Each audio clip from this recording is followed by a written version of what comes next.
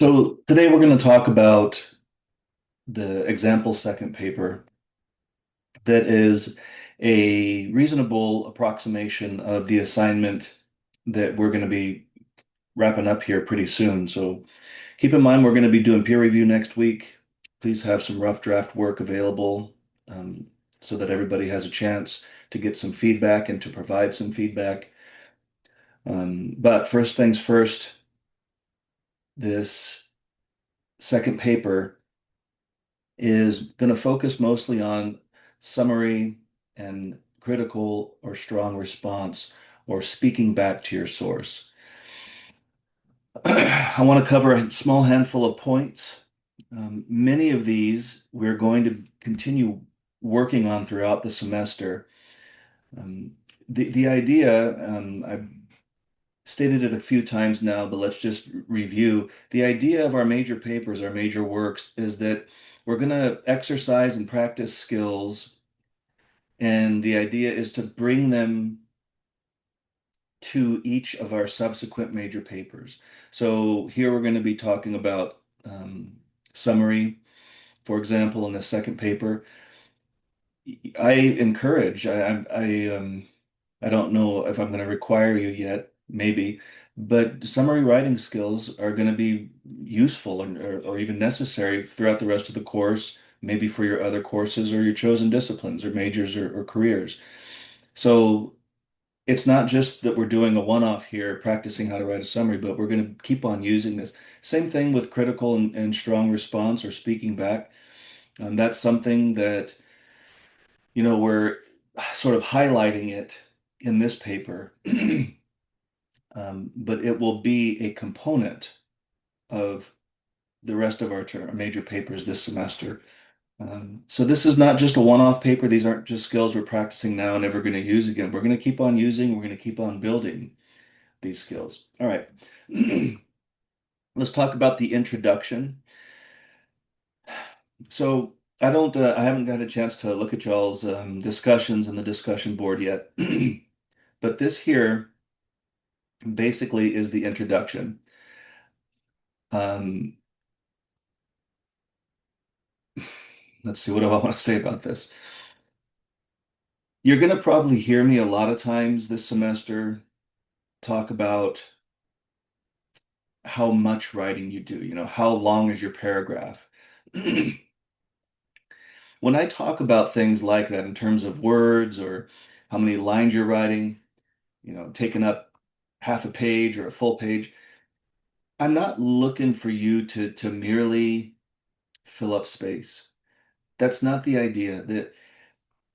This visual representation of an introduction it's brief.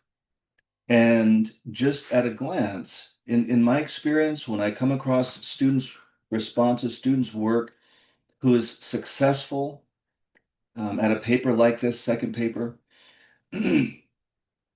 this introduction is going to need some stuff. I've never come across an introduction where it does the work of an introduction in so brief a space. Let me just say it like that. I don't know, maybe it's possible. Maybe I will come across one, but so far, um, it's brief. And let me give you a few reasons why.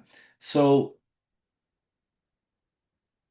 this first part, this first sentence here, maybe even the first couple of sentences, this is supposed to be where you grab your reader's attention, where you hook your reader, and then you do a few other things. But I want to just pause for a moment. See here where the student begins to introduce the source that they're going to be focused on. That usually comes about the halfway point of an introduction. It doesn't need to, there's no rule or anything that says it does, but um, in terms of what is typically done, what are called conventions, what typically constitutes a successful response to the second paper prompt or many prompts. This move here where you begin to discuss or introduce your source, that let's imagine that's the halfway point. So what do we do in this space here before the halfway point? Well, again, we want to grab the reader's attention or hook the reader, but we also want to add some context. We want to what's called situate the reader. In other words, imagine you wrote this paper and you're about to have this discussion where you introduce a source, an article, you summarize it, and then you say something critical or you speak back to it. Do you think your reader in these couple of little lines here is going to be prepared to receive all you have to say? Think about that. That's an interesting question. I mean, a lot of times we do a lot of our writing up here in our heads, and it doesn't necessarily get exported or translated out onto the page.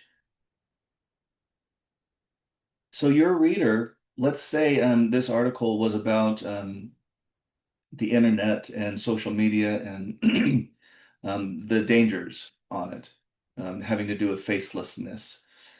What if, imagine your reader, your audience isn't very familiar with that topic or hasn't encountered any dangerous or scary faceless moments on the internet. What can you say here in these first few lines to prepare your reader for the critical things you're going to have to say about this article, this source? So you're going to contextualize it. This student says the internet can be a scary place. Okay. Can the internet be anything else besides a scary place? Can it be I don't know, educational place? Can it be a funny place? Can it be a safe place? I mean, are there instances where people seek out help and perhaps refuge, information?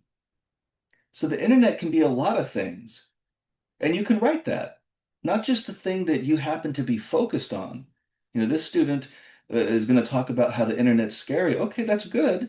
I'm not telling you not to, but try to clue your reader, your audience into a wider context, starting off the introduction broad, and then with each line that you write, gradually narrowing your focus until you get to this very narrowly tailored main point, or what we're going to learn is called a thesis statement. Social media has made it easy for people, that's a typo, to mistreat others. Okay, granted, if that's a point that you're going to make and you're going to discuss in your paper, I'm not saying don't put it. Once again, please do put it. But our business here in this first part of the introduction is to situate the reader. So let's say a little bit more about that. Social media has also made it easy, I imagine, for people to connect or catch up or share pictures and videos of celebrate events. Um, Social media has done a lot of things, including, no doubt, to mistreat others.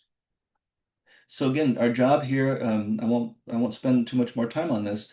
These first few lines before we get to this move here of introducing the source, we're talking about context. There's an idea of called exigency. Is this, trolls, these people are called trolls. Social media has made it easy for people to mistreat. Is this a problem? Is this an urgent problem? Does it demand attention now, immediately? Say that. Let your reader know, your audience know that there's a problem and it needs to be solved. And maybe a couple of lines or a couple sentences as to why. Trolls on the internet who mistreat others is a huge problem. And it ruins people's self-esteem uh, up to the point where, there's things like physical harm involved. Yes, this is a big, big problem. And culturally, things need to shift. Legislatively, things need to shift. Look at all these sentences. I just said three sentences. That could all go right here to help situate the reader as to the discussion that we're going to have. With this, keep in mind, I'm not asking you to be right or correct or any of that. I'm not going to grade your papers on whether or not I happen to agree with your stance on an issue. My job is to help you take your stance, whatever it is, and help it become the most effective stance it can become, with particular respect to writing. So have your stance, have your point of view, elaborate it and expand it appropriately and effectively so that your reader is situated. Then we move on to this idea here um, of transitioning to our source. And so we have this problem, internet, facelessness, trolls, huge problem, something needs to be done. And then boom, here's a source. That's quite an abrupt move to make. In other words, do we ever talk like that in real life, like when we're having a conversation with our friends or family or somebody? Do you ever say, "Oh, hey, there's this thing that really is on my mind, and I see it as a big problem, and something ought to be done about it." There's an article, a little bit, um, I don't know, a little bit more effective a transition. Here's what I mean. This problem, internet, social media, trolls, big problem, lots of harm to people, and we encounter it all the time, everywhere we turn. We can see it portrayed in media, in television, and even movies, and in literature, books, magazines, written, internet articles, people talking about it. It's a big problem, widespread across society. You see what I just did there? Again, a number of sentences where once we establish that, then let's offer an example here. After we say this problem's widespread, we see it all over the place, encounter it, we study it in school. One of the most readily available places we can see it being discussed is in internet articles. For example, in Stephen March's article, that transition from taking the topic and your specific issue that you're situating for the reader, you're situating your reader into it, and then you say, here's but one example. That helps bring this source into your discussion where it doesn't seem abrupt and it doesn't seem forced. It seems like a natural extension of what you're discussing. And then you say something about it. This student thankfully at least introduced the source here in these couple of lines, and that's good. Um, but you could say more. Not a whole lot more. I'm not asking for pages of stuff, but um, maybe you can find out a little bit about the author, maybe what they're up to, what their where do they, what's their profession? Are they a journalist? Are they a professor? What are they doing? Maybe you can figure out something about their bias or what they typically write about, or maybe specific to the source, maybe you can mention the main point or what you think is the main argument. Maybe a very prominent or pointed example, something relative or related to what you're going to be talking about. These All this business could go in association with your source. In other words, you're telling your audience, your reader, why this source is important to your paper, why it belongs in your paper. Okay?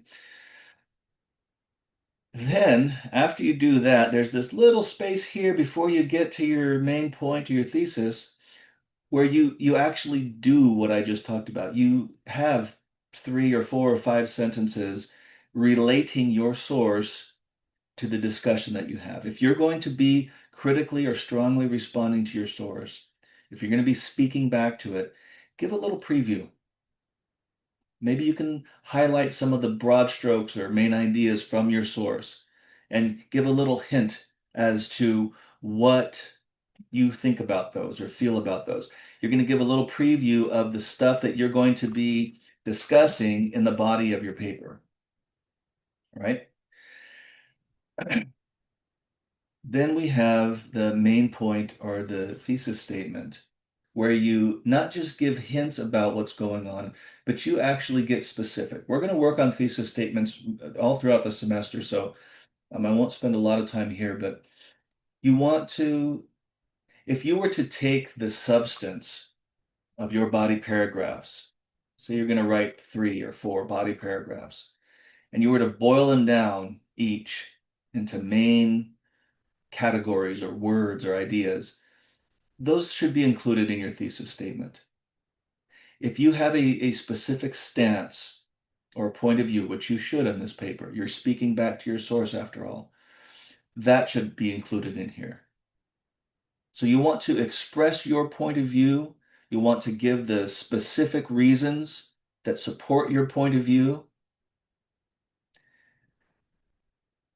And that will serve as what's often referred to as sort of a roadmap for your paper. Somebody should be able to look at your thesis statement and get a very good idea of what the rest of the paper is going to be about. That's how important it is to a paper. Um, again, don't feel like you need to be expert on it. Try your best. We're going to be working on this throughout the semester. This student says by using ethos, pathos, and logos, March makes a strong case that something needs to be done about faceless trolls, something that I happen to agree with based on personal experience. It's a conventional practice to try and squish all this into one sentence. So right here, there's a period and then the student continues on to the next. It's not a rule. Again, you don't have to. There are very successful thesis statements that are in multiple sentences, but just for practice, I'm going to encourage that. Let's try to keep our main points or thesis statements into one sentence if we can help it. Um, there's an issue here by using these things. It's not really how appeals technically sort of are thought to work. I don't know if we'll talk about that very much. That may be for a later class, but the student previewed the things that they're going to talk about. We look down in the body paragraphs, we see ethos here. We see about some pathos here. We see some logos here. So that was reasonably effective. That's the connection that you want to make. You want to take your body, what you're going to be writing about, and sort of specify it here, focus it here for your reader. And then it's also good here, though it's an add-on sentence, that the student expresses a point of view. It's very passive, but at least it's there. So what does this student agree with? That there's this problem of faceless trolls on the internet and something needs to be done about it. So what does this mean? The student thinks, like March does, that something ought to be done about faceless trolls, and they're going to talk about the way that ethos, pathos, and logos are used in March's source in order to make that point. So, before we get to the summary, one of the things I want to talk about here is um, when you happen to agree with your source, and maybe we'll get into this a little bit as we talk about the body of this paper, it gets to be quite challenging to critically respond to the source. That's our job in the second paper. Remember that. You're supposed to be critically or strongly responding to the source or speaking back to your source or the author. When you happen to agree with it, here, just push this back for a second. Think about in life. If you agree with something or if you like something, how often are you critical of it? It's hard to be critical of stuff you like. It's not that it doesn't happen. It's that how often do we find ourselves in the position to critique something or to speak back to something if we happen to like it or agree with it? In other words, we have to exert ourselves to find things to talk about in that capacity. Or what most students happen to do, and I suspect what's going on here in this paper, is they'll speak back or they'll respond critically to the topic or to the issue when that's not really the task in the second paper. Okay? Keep that in mind. It doesn't matter how often I say that. It's something that gets, I don't know, misunderstood, I guess. So that's it for the introduction. I had a lot of things to say there. Let's talk about the summary. So in summary writing, and the summary looks like it's about at least all of this and then a little bit here at the bottom. And just like I did with the introduction, how I said this looks very brief, and I hope I conveyed to you that it's not just about how brief it is. There's stuff missing.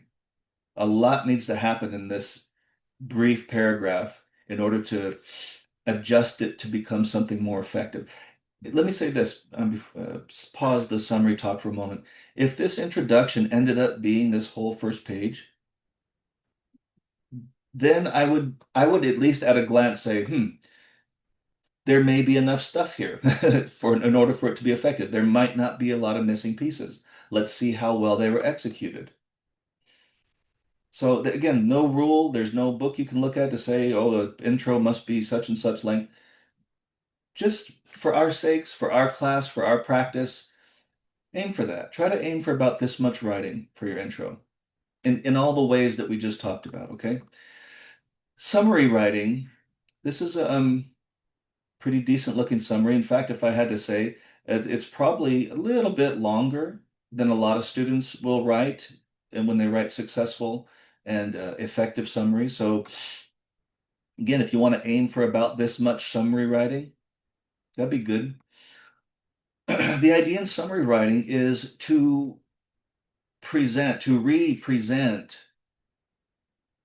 your source to your reader as if your reader had never looked at it. You want to leave your reader with an impression that's clear enough so that when you talk about stuff in the body of your paper, your reader has a pretty decent idea of what you're talking about. Um, imagine for a moment, if you say that you went to a movie to one of your buddies and they said, "Oh, well, what did you see?" And you said, "Whatever. I haven't been to the movies in a while." Um, and then your friend said, "Well, I've never seen it. What's it about?" What would you say in that moment? Because that's a pretty typical occurrence. Or I read a book. Oh, what book did you read? And then you tell them and they say, "Well, what is it about?" What you're doing in that moment is you're summarizing. You probably stop for a moment, collect your thoughts. A lot of times we look off sort of in the distance. And what we're doing is we're accessing the information that we're about to summarize. And we'll boil it down into, some key phrases or sentences or words. Um, Here, what we're doing is when you go through an article, there are different strategies and techniques on this. Some people summarize pages, some people summarize paragraphs. Um, I don't know. Try out different strategies and see what suits you. If you go through this article by March, for example, and you come across, let's say this is a paragraph that I'm circling here, read it and then stop for a moment. And if it was on paper, I'd say right off here in the margin, what was this paragraph about? This is called annotation. And then you go to another paragraph down here, you read it, and then you think about it, and you go, what was this about? And you write off here in the margin. Maybe you write a key phrase or a main point or something that stood out or a question that you have. These are all ways of going through reading in order to make sense of it, in order to comprehend it, and to be able to use it. That's why we're doing summary writing. So with each sentence that you write in your summary, you're saying something, hopefully, ostensibly, about your source. And so we'll begin sentences with phrases like this. The writer, or Stephen March, uses, or the example from the source. Here we say the article says. Um, the article talks. These are all ways of transitioning your reader throughout your summary to let them know. These are transitions, and they're also called attributive tags or authorial tags. You're attributing credit to the source or to the author so that your reader knows it's clear who's saying what. If you don't use these kinds of tags, it becomes less clear if you're the one making up these statements or if you're taking the information from your source. So make it clear using this sort of transitions, the writer, Stephen March, or whoever your author is, the source, the article. There are lots of ways to talk about the source or the work that you're using. Generally, there's a chronological sort of sense through a summary. That is kind of a rule. You don't, in summary writing, you don't want to like start from the end and then go to the middle and then back to the end and then maybe the beginning. You want to proceed through your summary to give an accurate reflection of how the article or how the work reads. Um, so a lot of times people will say, um, in the article by Stephen March, it begins by blank. Then March talks about blank. After that, March says blank.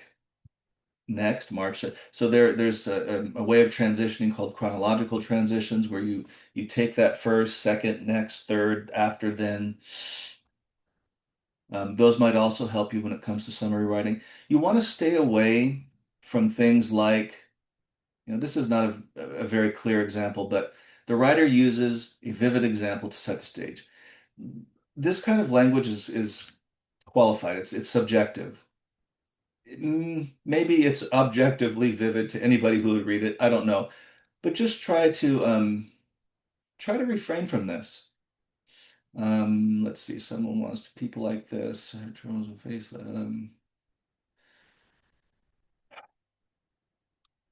Here's an example. Being anonymous is like being faceless. What you're doing here is this student was taking information from the article and sort of analyzing it, giving you, in other words, this is what the article is saying. You don't need to do that. You don't need to analyze. You don't need to make sense of it. Basically, you're reporting what the source says, what the article says. Write what you see, not what you think about what you see. That comes later.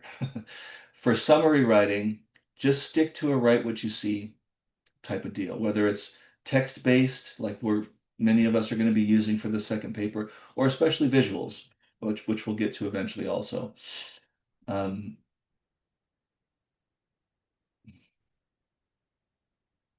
this move often happens, or moves like this in a summary. The point of this is how do we fix it? So again, you're sort of wrapping up for the source. Um, that's not our job here in a summary. Just write what we see. Then, when we get to the body, and I'm going to call this the body of the paper, it's brief. Um,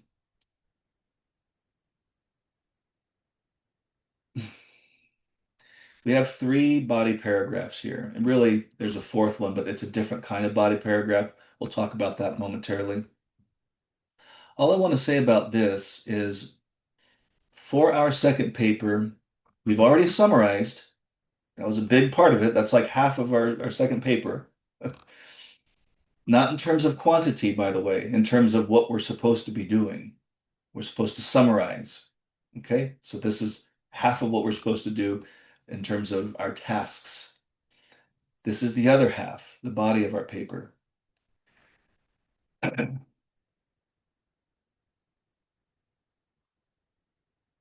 Remember, I keep talking in visuals because I think maybe I'm a visual learner. I don't know.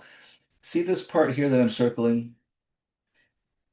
If that could be about the size of a paragraph for each of these you see this here, these three lines?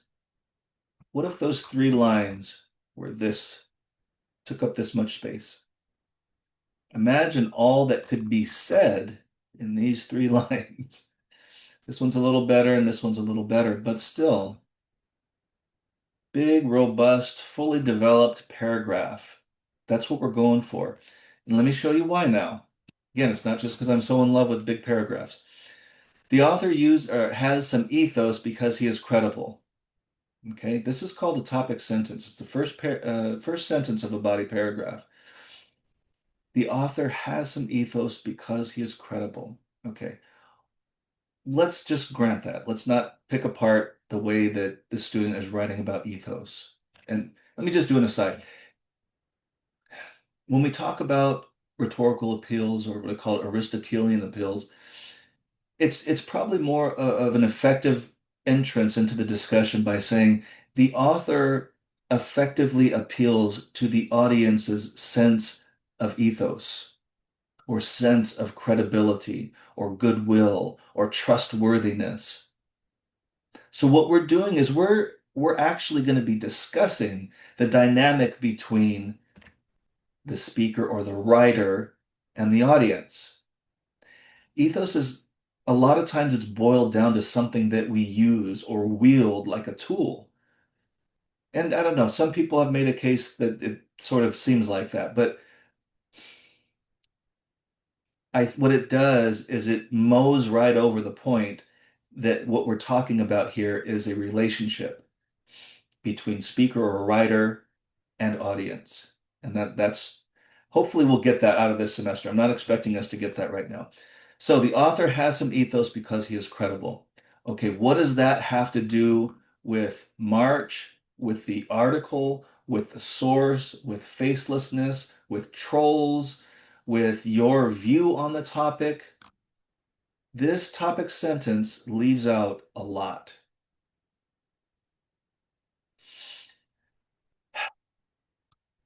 And to say that somebody is credible, that's what this is. Ethos, let's use a synonym for a moment, credible or credibility. The author has some credibility because he is credible. You see the problem with that? Um, if we're going to make a claim about ethos, we need to look for examples from the source from March's article that contribute to his ethos, that the audience would view as credible. But again, this is more rhetorical analysis. What I want to know is what does this have to do with the article or the source? If you're going to talk about ethos, that's fine, or pathos or logos, but what does it have to do with the source? What does it have to do with your view of the source? Again, this source right here, Stephen March's article, the epidemic of facelessness, that internet trolls are a problem and something needs to be done. If you were going to heed my suggestion and pick out a source that you disagree with, so you have something to speak back to it, let's use this as an example. If this was your source and you wanted to speak back to it, what would you be saying? You would be saying, no, facelessness is not a problem. No, trolls aren't so bad. Nothing needs to be done about this. There's nothing to see here. That's the idea. When you pick out a source, let's imagine Stephen March is sitting before us saying, oh my goodness, there's this big problem of facelessness and trolls. You'd say, no, wait a minute, Mr. March. What are you talking about? Do you have any do you have any statistics to back that up? Do you have any stories? Do you have anything compelling? Because I disagree with you. I think the internet's just fine the way it is, and trolls aren't a big problem. Yeah, they're there, but so what? That's the idea of speaking back. That's the idea of being critical, offering a critique. That's why this source is not a very good source for this second paper, because what's going to happen is this student mixed or misunderstood or confused rhetorical analysis, it looks like, with speaking back. Let's continue. He seems to know a lot of things when he talks about history. Okay, so he has a lot of knowledge, which might indeed make him credible. Let's go. What I'd like you to do is, again, explain, elaborate that. How does having knowledge of anything, including history, make you credible? What about that? How does that work on us? That when somebody shares their knowledge, it suddenly makes them credible in our eyes. Suppose somebody disagreed with that. How would you convince them that possessing knowledge makes you credible? Give me a couple more sentences about that. He also seems to know a lot about the subject of trolling and brings up some good points. Great. He knows about trolling and he brings up good points. What does that have to do with credibility? Moreover, what does that have to do with your point of view in terms of offering a critique, a strong response, or speaking back? And then to say that all of this is credible because I said so, basically. Just in the points that I brought up, it would easily add I don't know, three or four more sentences. And if you really wanted to drill down and get into substantiating your claims about credibility, offering why and how knowledge about things, whether it's history or trolling, makes you seem more credible, then you can maybe expand that even more. So if you're going to talk about rhetoric, which I highly encourage, I that's my wheelhouse. Please do connect it to your discussion though. And then also find a way to talk about your source, find a source that you can talk about where you speak back to it. Because so far in this brief paragraph about ethos, there's no speaking back. There's no critical response. All this student is doing is very vaguely describing something. And that is not our task in the second paper. That's why I said a moment ago, imagine this size paragraph. If this was expanded in the ways I just talked about, it might start looking like this one. Okay. Let's take a look at the next one. The article also makes you think a lot about how scary and wrong trolling is, so there is a lot of pathos or emotions in it. Now, this, as underdeveloped as it is much more effective than this topic sentence up here, the previous one. At least this sentence is making a connection to the article, saying what the article is talking about, connecting it to some sort of emotion. That's good. That's what I'm looking for you to make that connection for your reader, for your audience, so they know what does this idea of emotions have to do with your source? Well, you just said right here.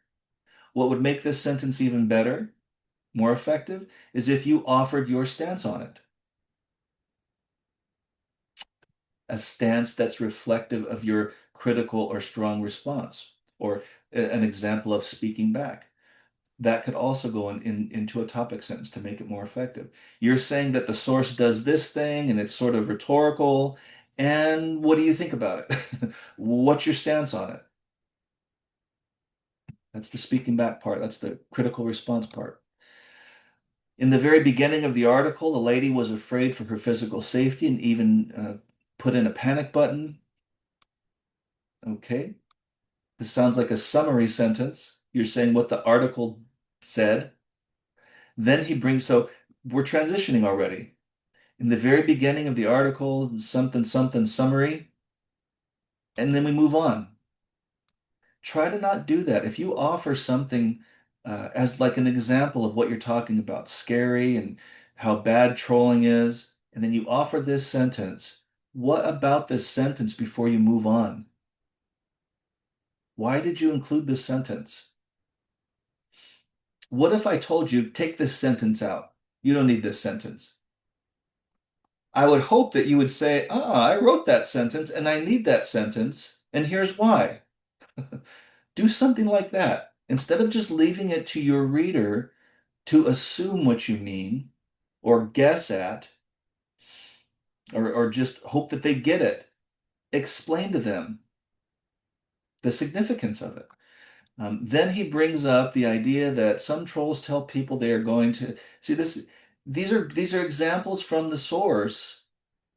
Um, but what this student is doing is they're listing moments from the source that really sound like summary. And then they're saying all these reasons cause a lot of emotions. Well, certainly they do. But so what? Are you speaking? Does this sentence highlighted here, does this speak back? Is this a critical response? What you're demonstrating here is that you can identify moments that are rhetorical, specifically of pathos, but that's not our task here in this second paper. If you were going to take all of this and speak back to the author, after you wrote all this, you'd say something like, these aren't, these have nothing to do with stirring emotions or moving people at all. I think Stephen March exercises in hyperbole, and I think he's just trying to make people afraid for the sport of it. The internet's a safe place and nobody should worry about it. That would be speaking back. perhaps as misguided as it would be, but that would be speaking back. All this student is doing here is describing what the source says and then characterizing it as rhetorical. Okay.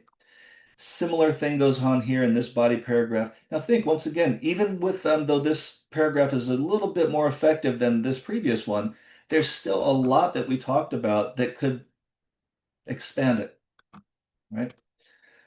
Same thing would go for this paragraph here. I'm going to wrap up soon. This is already turning into a long video. This last paragraph here is an important one. So I also agree with the author that we need to find a way to resolve this problem. Fundamental misunderstanding of the assignment. The student is agreeing instead of strongly responding.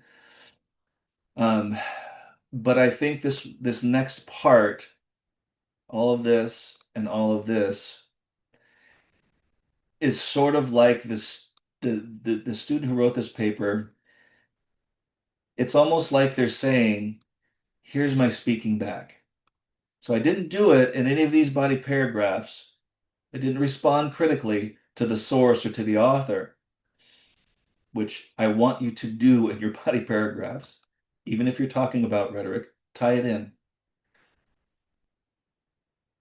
But it's like the student is saving it here for last. If you choose this strategy, by the way, as you're writing your paper, I'm not going to grade you down or anything, but what I'm going to do is encourage you to tie it into your body paragraphs. Okay. This student uses a bunch of personal, look at all the I statements in here. I went when I was a kid, I was, I mean. This is great. This is terrific, strong response, personal response, speaking back to what? Not to the source. The student is speaking back to the idea of the internet being a dangerous place, of cyberbullying, of facelessness. And it's not that this isn't moving or this isn't effective. This is tremendous writing right here. Um, pardon me. But it's missing the point of the assignment. I'm not asking you in the second paper to critically respond to or speak back to an idea in general. It's to take a source that is emblematic of something, for example, that you find disagreeable, that you could speak back to, so that you can write about stuff like this, so that you can include some personal, your voice, your personal voice, your experience, your insights, your opinions. Um, all this is doing here is saying that is being critical of the idea. It's sort of headed in the right direction, but it's missing the mark. And I hope you can see that. The only other thing I want to say about this paper so far is the conclusion. Um, will prob what you do in a conclusion when you wrap up, you sort of review briefly, not copy and paste, but sort of paraphrasing yourself what you did throughout the paper, maybe reiterating your main point or your thesis idea, um, the significance that you think it imparts into the discussion, in this case of the internet and facelessness. But then also you may want to spend the last number of sentences um, doing a thought exercise, a sort of, yeah, so what if? What if my ideas were accurate and true and were widely received? Then what?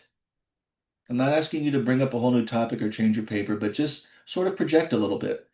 Lean into the direction that you head throughout your whole paper and offer a little glimpse of suppose what I've been talking about, what I've been writing about, suppose it moves forward.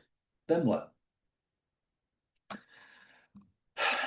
Look at this, work cites. Um, we'll deal with MLA format and APA format throughout the semester, but just know that this is not called work cites. It's called works cited, plural. and then with a D at the end, capitalized letter C, works cited. This is reversed. The first line in a works cited entry needs to be all the way flush left margin. Any subsequent line to the first line needs to have this space. So this needs to be scooted over. And this one needs to be scooted over. Okay, but we'll deal with that later. Um, Hope this has been helpful.